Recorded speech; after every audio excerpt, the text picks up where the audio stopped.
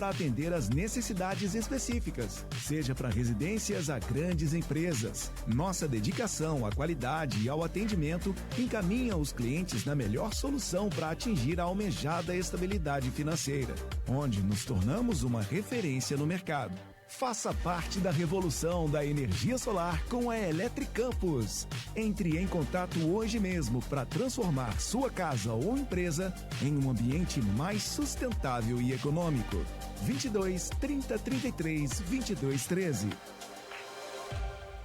Pensado para acolher homens que desejam realizar o sonho da paternidade, o Instituto Pulha oferece assistência integral com equipe multidisciplinar especializada em sexualidade e fertilidade. Conforto, competência, ética e tratamento clínico e cirúrgico de ponta, pautado em evidências científicas. Oferecemos o que há de melhor quando o assunto é saúde sexual e reprodutiva masculina. Além de urologista, contamos com endocrinologista, psicólogo, nutricionista e fisioterapeuta pélvica para garantir resultados sólidos. Instituto Pulha, Saldanha Marinho, 458, Edifício Connect. Telefone 22 99705 1011. Instituto Pulha, Saúde do Homem.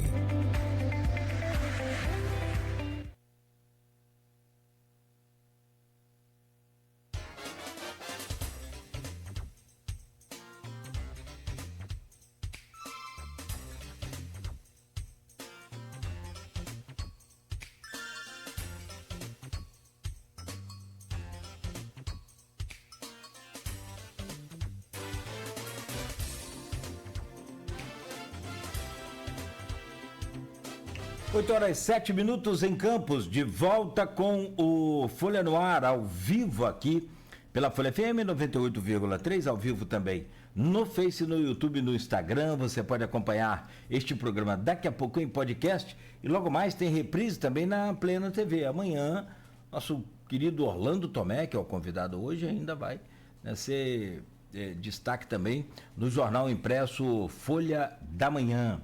E não vai ser com aquele encarte especial ainda, pelo menos por enquanto, com a foto do campeão Botafogo, não. Por enquanto vamos falar de política. Bom, voltamos ao vivo no oferecimento de Proteus, Unimed Campos, Laboratório Plínio Bacelar, Vacina Plínio Bacelar, Rede Mariana de Postos e o apoio de Radmed Diagnósticos. Na bancada com Edmundo Siqueira e com Aloysio Abreu Barbosa, hoje temos aqui o prazer de receber o Orlando Tomé. Além de botafoguense, como já falamos, ele é também estrategista político e articulista do Correio Brasiliense.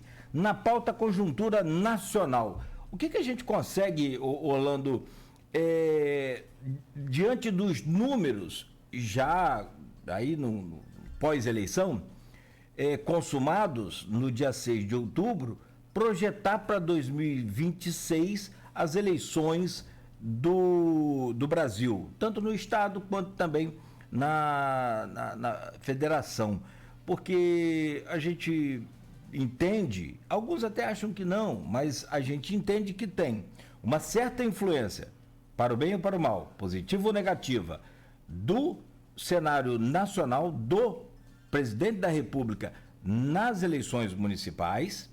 Eu digo isso para o bem ou para o mal. Tem influência positiva e tem negativa, dependendo de cada contexto, e aí é o contexto atual que eu quero que você analise para a gente.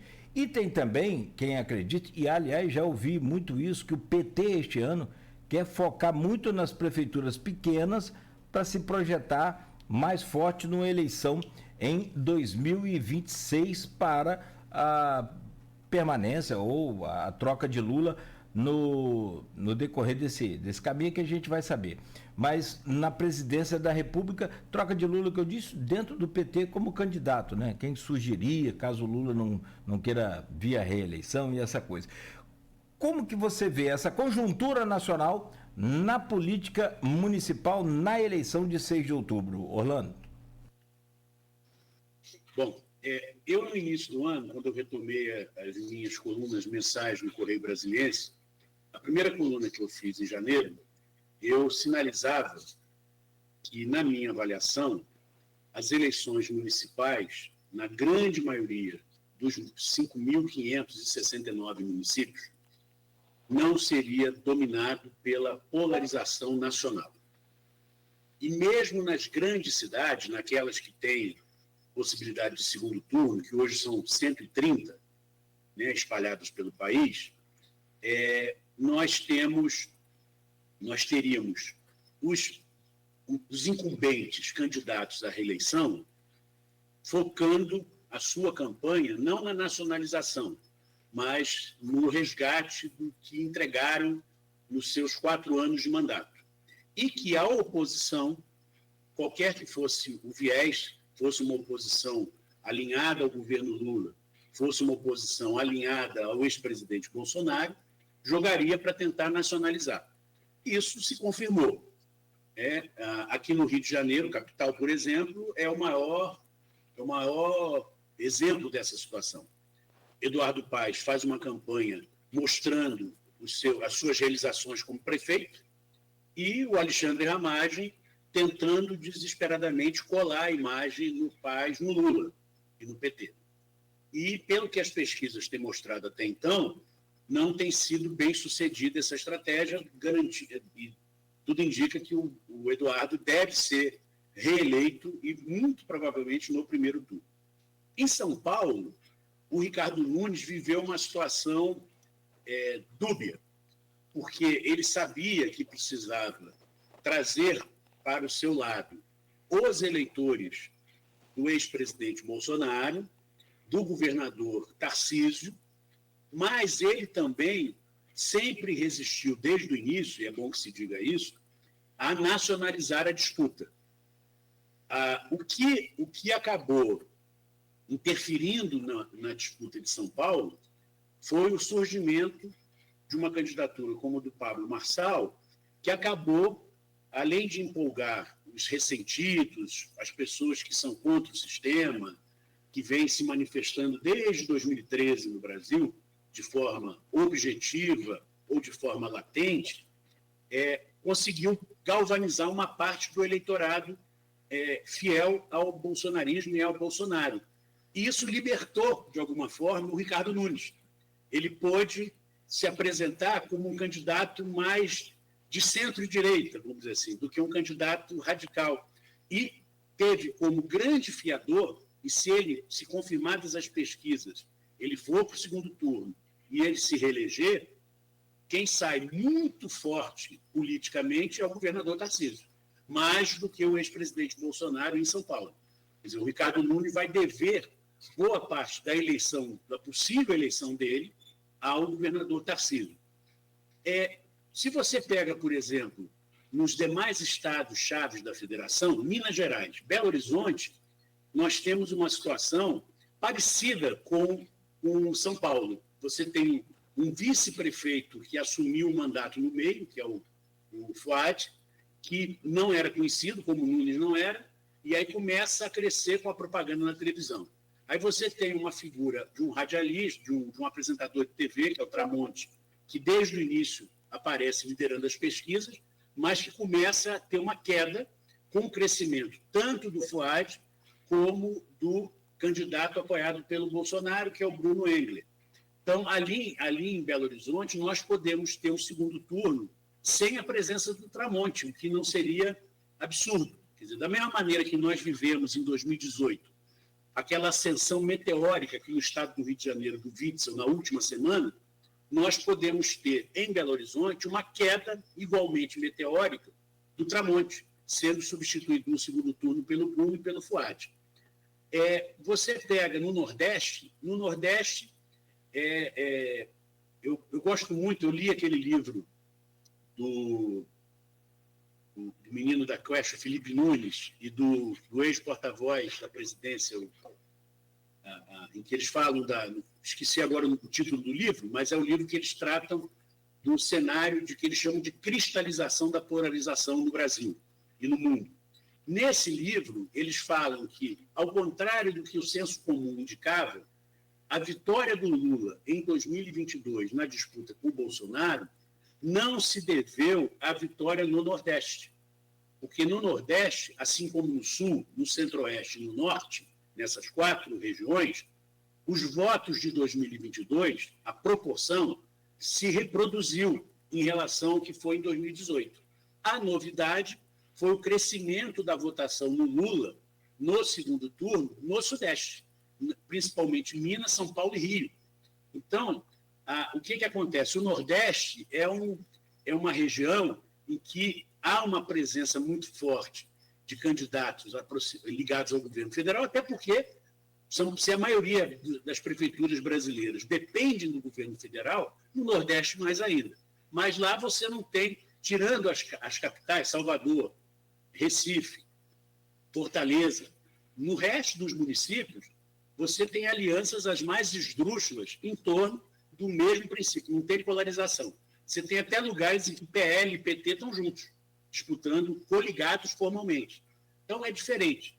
E se você considerar que dos 5.569 municípios brasileiros, mais da metade tem menos de 20 mil eleitores, então ali que a polarização não rola mesmo, ali é a questão local. Agora, quem tem peso e interesse nessa eleição municipal, para finalizar essa primeira participação, quem tem o maior interesse são os atuais parlamentares federais, deputados federais, senadores, com vistas à eleição de 2026, porque a base da campanha deles de eleição e de manutenção do mandato está nas prefeituras e nas câmaras municipais. Então, não é a eleição presidencial que comanda a disputa local. O que comanda a disputa local é o interesse desses parlamentares em cada uma das regiões do Brasil. Orlando, você... Antes de Edmundo fazer pergunta, Biografia do Abismo, livro... Biografia do Abismo, o autor é Thomas Trauman. Thomas Trauman. Orlando, eu ia falar isso, a Biografia do Abismo, o livro que você citou, e o Felipe Nunes, lá com a Quest, fala justamente isso, que quanto menor a cidade, né, menos as questões nacionais se influenciam. Quanto maior a cidade, mais as questões de polarização, a questão de política nacional é mais presente. Nas menores, as questões comezinhas, as questões citadinas, as questões de rua, de iluminação pública, segurança, transporte, tomam conta do debate. Eu acho que é também, além de ser uma pesquisa, uma coisa um pouco óbvia assim, de se pensar, né? A gente, nas cidades menores, está preocupado realmente com essa questão. Embora a cidade grande não tenha que estar preocupada até mais, mas é questão política, essencialmente. Mas na questão de São Paulo, talvez São Paulo, a gente até conversava isso aqui ontem, né, com o Vitor Peixoto, cientista político da UENF, que São Paulo municipalizou o debate nacionalmente, ou seja, estamos discutindo São Paulo, pelo menos em todos os lugares, né, pelo fenômeno Pablo Marçal. Ele talvez tenha conseguido o que ele sempre se treinou para fazer, que é a economia da atenção, né, que é você conseguir manter sempre o nome em evidência. E o jornalismo, nós, enfim, quem trabalha com política, quem gosta, quem acompanha, inevitavelmente está falando de Pablo Marçal.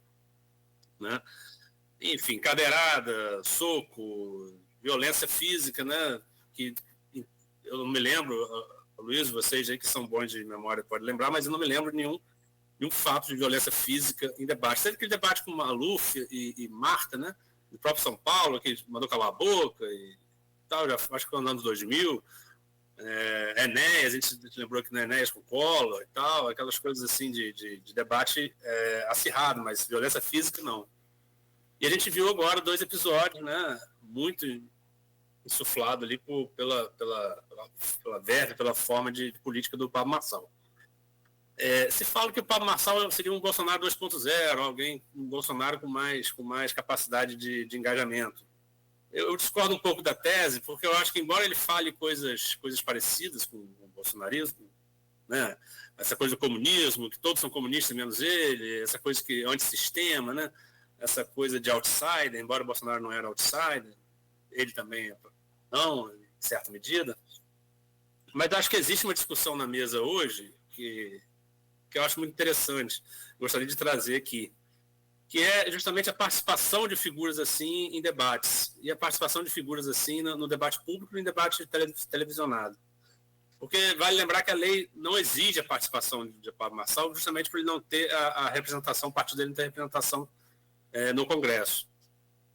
Mas se você cercear uma pessoa que está em terceiro lugar numa cidade como São Paulo de um debate público, também é muito antidemocrático, eu entendo, assim, de certa medida.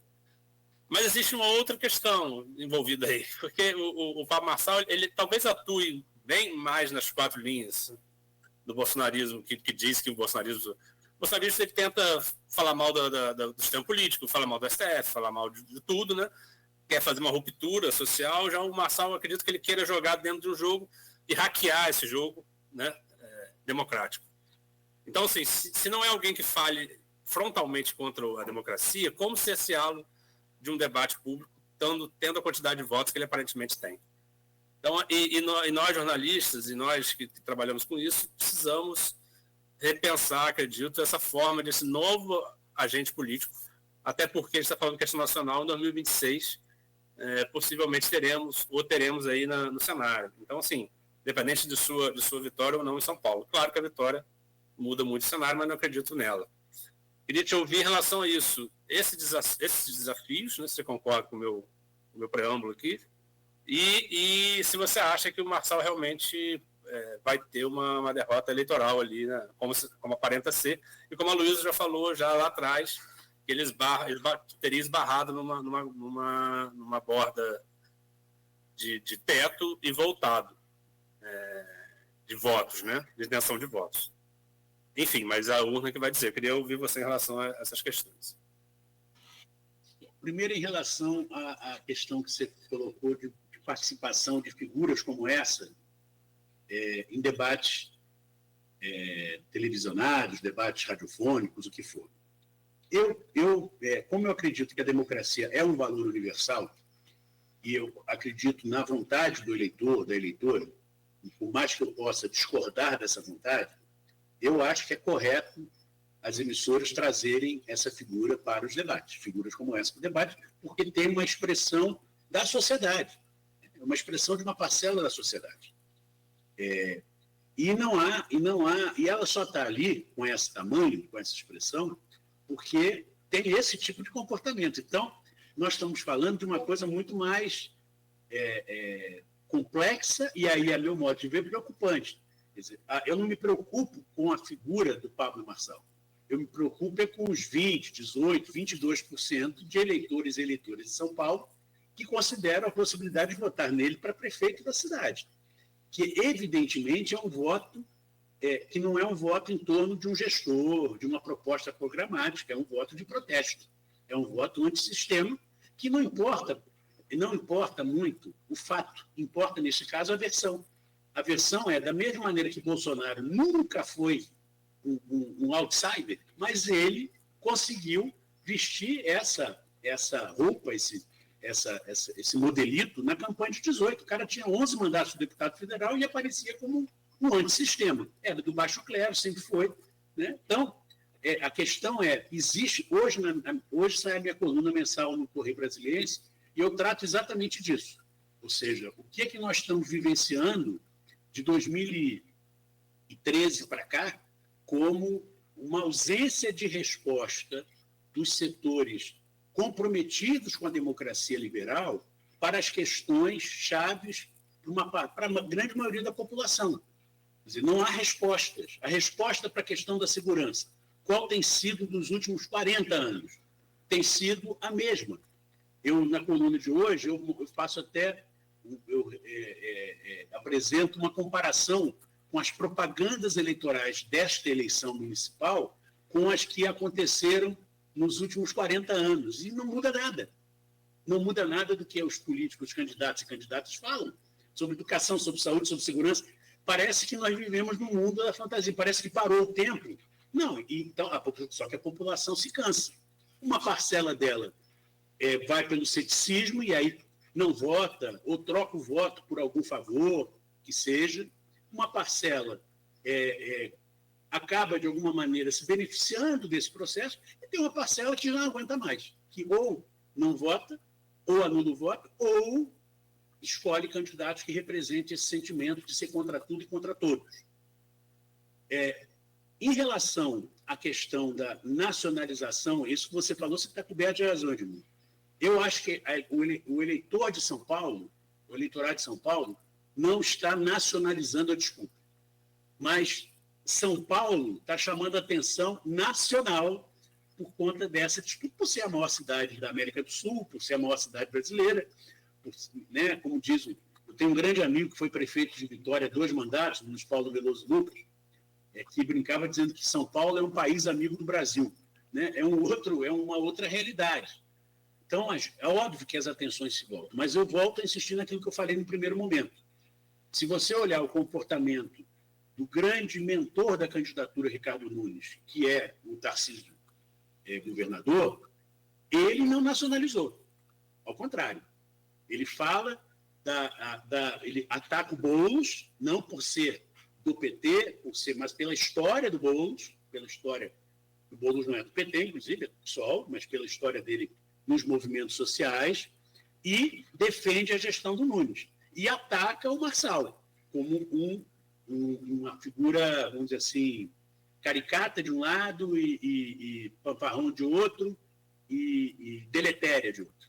Então, eu acho que esse é o cenário. E eu não me surpreenderia, Edmundo, Aloysio e Cláudio, se houvesse muito voto escondido, envergonhado, para o Marçal nessas pesquisas. Eu já comentei nos grupos de WhatsApp há um tempo que eu não descarto a hipótese de você ter um segundo turno Nunes e Marçal. Não é a tendência majoritária, mas eu acho que a gente não pode descartar de antemão essa hipótese. Porque você vê, o Datafolha de ontem mostra ele crescendo 2 pontos, o Nunes na frente, mas ele todos os 3. Quer dizer, o que eu acho que dá para afirmar é que o Nunes está no segundo turno, isso eu afirmo. Agora, quem vai com o Nunes para o segundo turno, para mim não está claro. A eleição de São Paulo eleição de São Paulo me marca desde de 85, prefeito de São Paulo. Fernando Henrique ficou muito mais marcado por ter sido presidente da República 2 vezes, o único a ganhar o primeiro turno 2 vezes, né? Mas Fernando Henrique Cardoso encerrasse a carreira política dele em 85, ficaria marcado por um grande fracasso, né? Não como o homem que ajustou a economia do país e fez ao meu juízo, 2 bons governos, o primeiro, sobretudo, melhor que o segundo, como é praxe, né? Fernando Henrique, disparado nas pesquisas, Datafolha já existia então, vai tirar uma foto na cadeira de prefeito. O eleitor não perdoou a soberba e elegeu o Jânio Quadros, que tinha sido o último presidente eleito por voto popular antes da ditadura, né? E aí Jânio Quadros mandou desinfetar a cadeira. E Delfim Neto, que é uma figura polêmica, mas sem sombra de dúvida, um homem de uma inteligência brilhante, né? Cunhou uma frase ali para provocar a chamada esquerda festiva, que votou em peso em Fernando Henrique, falou que como é que você vai trocar um cara com o Fernando Henrique por Jânio Quadros e tal, papá? Eu falei, tem uma solução para isso, trocar o povo. Né? Esse conselho de Delfim Neto é uma clara ironia, né? Ele permanece muito didático para quem se acha, né? Para quem acha que pode julgar o voto popular por princípios olímpicos, enfim. É política real, né? É política real. Mas vamos de São Paulo para o Rio.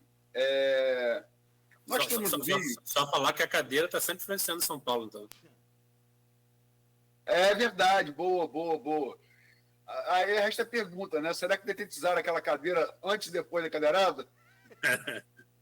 Enfim, sem nenhuma apologia à violência na política, tá? A violência na política é condenável de qualquer lado que parte. Mas de São Paulo para o Rio, nós temos no Rio, e aí já vou fazer um preâmbulo para o próximo bloco, nós temos no Rio de Janeiro uma situação muito análoga a Campos, muito, em todas as pesquisas. Né? Você tem um prefeito com um governo bem avaliado, acima de 50% de intenção, com perspectiva real de primeiro turno. Você tem um delegado da direita ali pontuando entre 11, 15, 18, né? No caso, Alexandre Ramagem no Rio, delegado Madalena em Campos, e todos os demais candidatos abaixo de 2 dígitos. Sendo que o que está um pouco mais à frente é o cara da esquerda, orgânico. No caso, do Rio, Tarcísio Freitas, que está um pouco acima, né? Tarcísio está com 7, 8, e em Campos, professor Jefferson, né? Que está ali um pouco abaixo, tá? Nunca bateu 5 em nenhuma pesquisa. E todos os mais abaixo disso, né? Todos mais abaixo disso. Então, são dois cenários, a priori, muito semelhantes. Como é que você analisa o cenário do Rio? Você é carioca, eu hoje estou no Rio, né? Nessa virada de tempo, o Sudoeste entrou. E que analogia você faz, já entrando no tema do próximo bloco, roçando nele, para Campos? Primeiro, só, Luiz, lembrando que em 85, esse fenômeno aí que você lembrou muito bem do Fernando Henrique, em 85 a eleição não tinha 2 turnos, né? Era tudo no primeiro turno, né? Eu diria que teve uma eleição, eu falei no bloco anterior da ascensão meteórica do Witzel, né? Que foi uma surpresa na última semana, mas a eleição de 88 em Volta Redonda também foi 88, quando a Erundina foi eleita em São Paulo? Ou acho que foi 88. Em que a Erundina ia perder a eleição e naquela semana teve aquele massacre da polícia em cima dos metalúrgicos da CSN, na última semana. E isso reverberou nacionalmente. Eu até, em uma das colunas desse ano, eu tratei disso, sobre as enchentes no Rio Grande do Sul, se elas teriam um efeito semelhante no processo eleitoral. E pelo que as pesquisas Porto Alegre estão indicando, não. O prefeito atual está na frente nas pesquisas e disputando cabeça com cabeça um eventual segundo turno com a candidata do PT, que é a deputada Maria do Rosário. Então, se a gente pensasse há 6 meses ou 4 meses, não, o prefeito de Porto Alegre, politicamente, eleitoralmente, está morto, por conta de tudo que aconteceu no Rio Grande do Sul e em Porto Alegre, o comportamento do eleitor não é linear e não é tão simples assim. Em relação ao Rio de Janeiro, eu diria para você que eu conheço pessoalmente o Eduardo Paes, já desde a época que ele era subprefeito do César Maia em 1993, no primeiro mandato do César Maia. Conheço pessoalmente, ele me conhece, a gente conversa, não somos amigos, mas a gente de vez em quando conversa. E o Eduardo, ele conseguiu juntar 2 talentos na figura dele. A competência de gestor que ele aprendeu com César Maia e a competência do jogo político carismático, simpático, carioca de ser, que ele aprendeu com Cabral. Ele junta essas 2 competências. Então, ele é aquele cara que passa a imagem de um cara que dorme 4 horas por noite, que está às 5 horas da manhã no centro de operações, vendo como é que está a chuva, as enchentes, o que está acontecendo, e, ao mesmo tempo, toca um instrumento de bateria na bateria da Portela, curte os bares do Rio de Janeiro. Então, ele tem essa característica.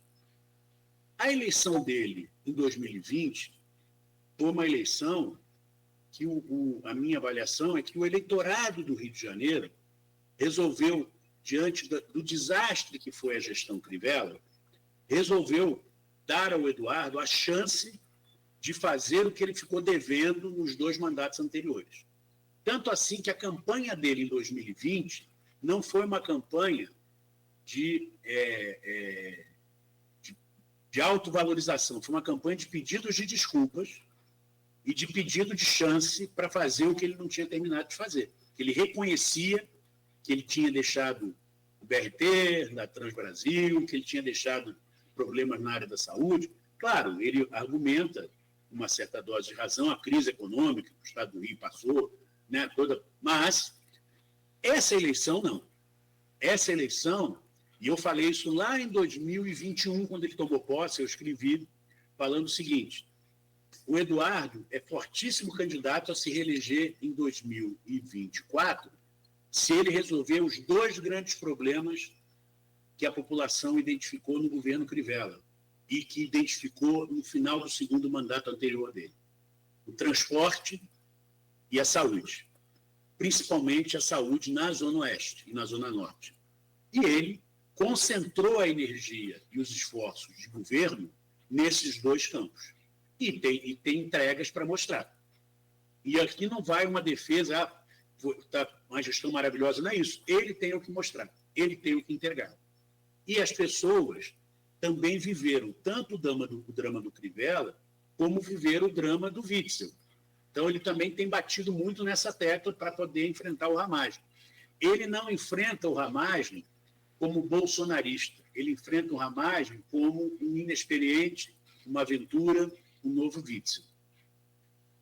O Ramagem, por sua vez, faz o que se esperava dele. Ele não é uma figura conhecida, apesar de ser um deputado federal bem votado, mas está longe de ser uma figura conhecida, carismática. Então, o que ele faz? Foca naquilo que ele tem para mostrar, a trajetória dele como delegado, como policial, delegado da Federal, tentar caracterizar o Eduardo como uma representação demonizada do PT e do Lula no Rio de Janeiro, resgatar uma parte da história da Lava Jato, onde ele foi uma figura protagonista aqui no Rio de Janeiro também, o Ramagem, mas a população do Rio de Janeiro não está interessada nisso. Ele está conseguindo... O que vai ser a grande vitória do Ramagem, na minha opinião? Do Ramagem é conseguir se caracterizar na eleição como um representante do bolsonarismo. Mas qual vai ser na mesma proporção a derrota do Bolsonaro? O tamanho que o Ramagem vai mostrar nas urnas é muito menor do que o tamanho do Bolsonaro. E onde nós vamos ver também o resultado do apoio do Bolsonaro? Na votação para vereador do Carlos Bolsonaro, que em 2016 fez 105 mil votos, em 2020 fez menos de 100 mil votos, fez 80 mil votos, e que é possível que caia de novo essa votação dele. Então, nós estamos vivendo uma situação aqui no Rio de Janeiro em que um governo que tem entregas para mostrar, que, como você mesmo pontuou, Luiz, muito bem avaliado, isso, em termos de voto, é uma equação que fecha. Governo bem avaliado com candidato à reeleição, a tendência é que ganhe.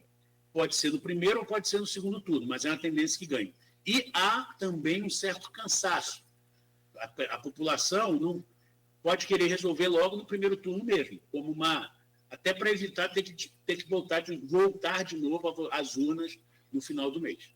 Então, eu acho que tem, e acho que essa comparação que você faz entre a situação da capital do Rio de Janeiro com a situação de Campos, seja pelo perfil das candidaturas, seja pelo perfil de governos, eu acho que está absolutamente adequada, correta. Eu acho que é muito parecido mesmo. Dá para tirar o nome das cidades e cruzar os dados, que vai dar coisa muito parecida.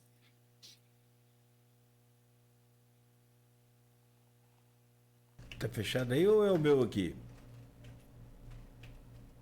Bom, 8 horas e 38 minutos. A gente pode fazer aqui um fechamento desse bloco e partir direto pro terceiro e voltar com as bases aí sim, Orlando, nas pesquisas aqui de Campos, da região também dos Lagos. Foram 12 pesquisas que você fez, né, Luiz? E também essa projeção aí a esse assunto que você já deu uma esbarrada aí nele agora, que é a aprovação dos governos com a boa intenção de votos. Como é que dá para relacionar isso numa regra, numa tese? Como é que você analisa isso? Na verdade, acho que eu fiz, se não me falha a memória, 26 pesquisas em 12 municípios. Sim. Alguns eu fiz várias pesquisas. 12 municípios? Campos foram várias, né? Exato. Como também vi algumas pesquisas que me mandaram, que eu virei para a raio de pesquisa, e que tanto eu quanto o William, que a gente trabalha junto, né, estatístico, doutorado em estatística no IBGE, a gente desconfiou, né, e da metodologia e da seletividade de apresentação de alguns números, e a gente preferiu não divulgar. Pesquisa é sempre bom, ainda que seja possível você publicar íntegra, mas para o analista ser honesto, ele tem que ler a íntegra, né? E a gente percebe realmente, quando se fala de pesquisas, que algumas maceteiam, é verdade, algumas maceteiam sim, é verdade. E para quem tem um olhar um pouco mais treinado, isso fica muito evidente, né? Mas é isso, seguramente mais de 20 pesquisas em 12 municípios. Sim, perfeito. 12 municípios, eu falei 12 pesquisas. Mas e não dá também para macetar uma Brasmarket da vida, né? Repetir aquelas doideiras de Brasmarket, onde aparecia Bolsonaro ganhando no primeiro turno. Isso aí é bizarro. Não rola isso. Bom, são 8 horas e 40 minutos. Quem chamou? Não, pode falar. Eu chamei, mas pode falar, desculpa. Não, só para a gente fechar esse bloco, então, e eu vou pedir a vocês 2 minutos e meio, não mais que isso, para a gente voltar e fazer o fechamento, que aí sim traz esse assunto aqui para a nossa região. No oferecimento de Proteus, Unimed Campos, Laboratório Plínio Bacelar, Vacina Plínio Bacelar e Rede Mariana de Postos, com apoio de Radmed. Voltamos a seguir com o Folha no Ar. Fique ligado, a gente fala de Campos daqui a pouco no próximo bloco e também das cidades aqui da região. Informe do Trabalhador.